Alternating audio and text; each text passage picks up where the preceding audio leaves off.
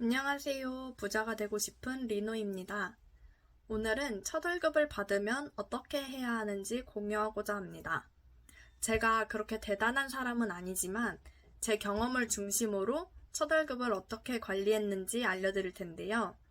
이 영상이 조금이나마 도움이 되었으면 좋겠습니다. 첫 월급 받으면 해야 할 일 첫 번째, 비상금 만들기입니다. 첫 직장을 가지게 되면 누구나 1년 이상 다닐 생각으로 취직을 하게 됩니다. 하지만 사람의 일은 어떻게 될지 모르죠. 첫 직장이기 때문에 처음에는 회사가 너무너무 좋지만 시간이 지날수록 단점이 보이게 됩니다. 이럴 때는 3개월의 수습기간이 정말 중요한데요.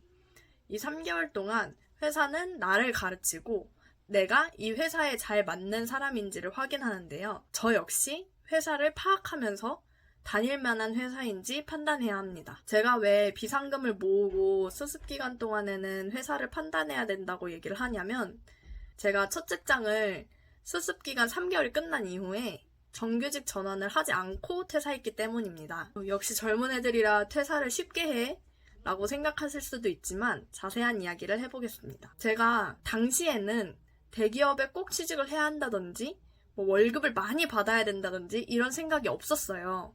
그래서 저는 제 전공과 맞는 곳이라면 작은 회사라도 일단 지원을 했었고 면접을 보러 갔습니다. 제가 첫 출근하게 된 회사에서는 면접 때 그런 이야기를 하더라고요. 야근할 수 있겠냐고. 그래서 제가 야근을 얼마나 많이 하냐고 물어보니까 사장님께서는 야근이라는 것은 본인이 하루에 해야 할 일을 다 할 만큼 능력이 되지 않았기 때문에 생기는 거라서 하루 업무를 잘하면 된다 라고 얘기를 하셨습니다. 이 이야기를 들었을 때 야근을 얼마나 한다고 생각하시나요? 저는 제가 일을 얼마나 잘하느냐에 따라서 야근을 할 수도 있고 안 할 수도 있다는 말씀인 줄 알고 그 정도면 야근할 수 있습니다 라고 대답하고 출근을 하게 되었습니다. 그래서 처음 일주일은 너무너무 좋았습니다. 그런데 이게 시간이 갈수록 야근하시는 분들이 눈에 들어오더라고요. 본인의 능력에 따라 하루 업무를 못해서 야근을 한다더니 모든 직원들이 밤 10시, 11시까지 매일매일 야근을 하고 주에 두세 번은 새벽에 퇴근하시는 거예요. 그런데 그게 그냥 평사원만 그런 게 아니고 팀장님급 그리고 본부장님급도 매일매일 야근을 할 정도라면 그분들이 능력이 없어서 야근을 하는 걸까요? 아니면 일이 많으니 사람을 더 뽑아야 하는 걸까요? 출근한 지 2달이 지날 무렵에 야근을 하게 되었습니다. 그리고 주말 출근도 가능하냐고 물어보시는 거예요. 당시에는 일을 해야 되니까 하겠다고 하고 나왔는데 나중에 보니까 야근 수당도 없고 저녁 식비 지원도 안 해주는 거예요. 와, 이거 제가 정규직 전환을 하면 매일 평균적으로 10시까지 일을 하게 되는데 야근 수당이 없으니 시급으로 계산하면 최저시급도 안 되더라고요. 이때 딱 이런 생각이 들었죠. 이럴 거면 차라리 내가 알바를 하고 말지. 여길 왜 다니지? 라는 생각이 들 정도니까 수습기간 3개월이 끝나면 정직원 전환을 하지 말아야겠다고 생각을 하게 되었습니다. 이 3개월을 다니는 동안에 계속해서 좋은 점을 찾으려고 해봤지만 같이 일하시는 분들이 진짜 천사같이 좋다는 거 말고는 좋은 점이 없었습니다. 오히려 회사가 이렇게 돌아가니까 천사 같은 분들만 남으셨구나 라고 생각이 들더라고요. 당시에 저는 수습기간으로 계약된 월급의 80%인 167만 원을 수령했었는데요. 대학을 졸업한 지 얼마 안 되었을 때라 생활비도 적었고 신용카드도 쓰지 않아서 생활비를 제외한 모든 금액을 모을 수 있었습니다. 그렇다면 비상금을 얼마나 모아야 될까요? 바로 월급의 3배입니다. 저처럼 수술 한 달 만에 퇴사해야겠다고 생각이 들 수도 있고 회사를 1년 이상 다녔더라도 급하게 돈을 쓸 상황이 오기 마련입니다. 이런 상황이 생겼을 때를 대비하기 위해서 월급의 최소 3배를 비상금으로 두는 게 급박한 상황을 대처할 수 있게 한다고 하더라고요. 그래서 저 역시 첫 월급 때부터 비상금을 모았던 것은 좋은 선택이라고 생각을 합니다. 제가 3개월 수습기간 이후 퇴사를 한 다음에 새로운 직장에 들어가기까지 6개월의 공백기가 있었는데요. 그때 생활비로 요긴하게 썼습니다. 두 번째로는 한턱 쏘지 않기입니다.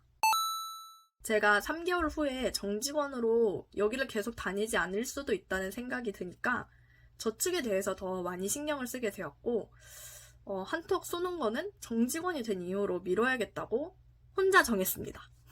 제가 경험으로 첫 직장에서 수습기간만 하고 퇴사를 하고 나니 누구나 어떤 직장에 취업했는지와 상관없이 아직 수습기간이라면 한턱 쏘기에는 너무 빠르지 않나라는 생각을 가지게 되었습니다. 수습이 끝나고 정직원으로 전환이 되어서 그 회사를 1년 이상 다닐 것 같다라는 각이 서면 그때 한번 생각해보는 것을 추천합니다.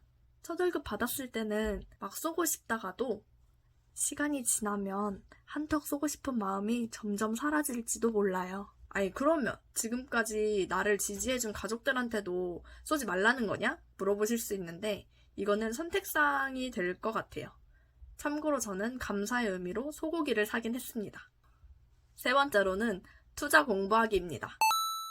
저는 첫 월급을 받을 때부터 어떻게 하면 부자가 될 수 있을지 고민한 만큼 월급 이외의 소득이 중요하다는 것을 알았고 어떻게 불릴 것인지를 공부했습니다. 그래서 예금, 적금부터 시작해서 풍차 돌리기, 펀드, 주식, 코인, 부동산 이런 투자에 대한 공부를 시작을 했고 모의 투자도 해보고 적은 돈으로 실전 투자도 해보면서 어떤 투자가 나랑 가장 잘 맞는지 찾아봤어요. 이게 그냥 나랑 잘 맞는 투자는 주식이야 라고 하는 게 아니고 주식 중에서도 단타가 잘 맞는지, 스윙이 잘 맞는지, 배당이 잘 맞는지, 부동산을 한다고 하면 상가인지, 경매인지, 매매인지, 혹은 월세 투자인지, 전세 투자인지 이런 세부적인 부분까지 나랑 잘 맞는 투자 방법을 찾아야 합니다. 저는 저한테 맞는 투자 방법을 찾을 때까지 1년이라는 시간이 걸렸는데요. 이 1년 동안 이론 공부하고 적은 돈으로 실전 투자해보는 과정이 있어야 투자로 성공할 수 있다고 생각해요. 제 이전 영상들을 보시면 투자에 대한 내용이 없는데 저는 개인적으로 사회초년생 때는 투자 공부를 하는 게 우선이라고 생각했기 때문에 일부러 넣지 않았어요. 그래서 저도 종잣돈을 모으면서 투자 공부를 통해서 투자한 지 이제 2, 3년 돼가거든요. 근데 2, 3년밖에 안 됐는데 어떤 투자하세요?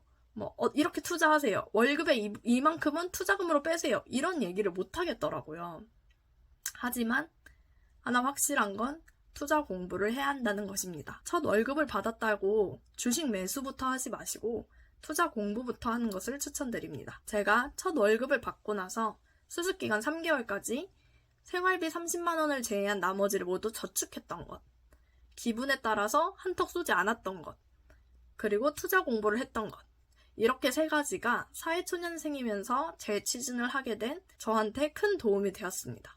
첫 월급을 받으신 분들이 이 영상을 본다면 저의 경험을 참고해서 월급 관리를 해보시면 좋을 것 같아요. 그럼 여러분들의 직장 생활을 응원합니다. 우리 모두 부자 되어요.